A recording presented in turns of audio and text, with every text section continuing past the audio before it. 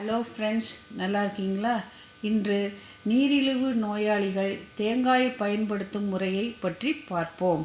தேங்காயில் இருக்கும் நார்ச்சத்து செரிமான செயல்முறையை மெதுவாக்குகிறது. இது உணவு சாப்பிட்ட பிறகு இரத்த சர்க்கரை அளவு திடீரென அதிகரிப்பதை தடுக்க உதவுகிறது. பச்சை தேங்காயை நீரிழிவு நோயாளிகள் மிதமான அளவில் சாப்பிடலாம்.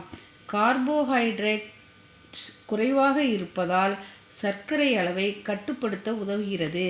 அதே சமயம் அதிகமாக எடுத்துக்கொள்வது எடை மற்றும் இதய ஆரோக்கியத்தை பாதிக்கலாம் என நிபுணர்கள் கூறுகிறார்கள். பச்சை தேங்காய்க்கு குறைந்த கிளைசமிக் குறியீடும் உள்ளது, அதாவது இது இரத்த குளுக்கோஸில் திடீர் உயர்வை ஏற்படுத்தாது. அதனால் நீரிழிவு நோயாளிகள் தங்கள் டயட்டில் தேங்காயை முற்றிலும் நீக்க தேவையில்லை என மருத்துவர்கள் கூறுகிறார்கள். Thank you friends.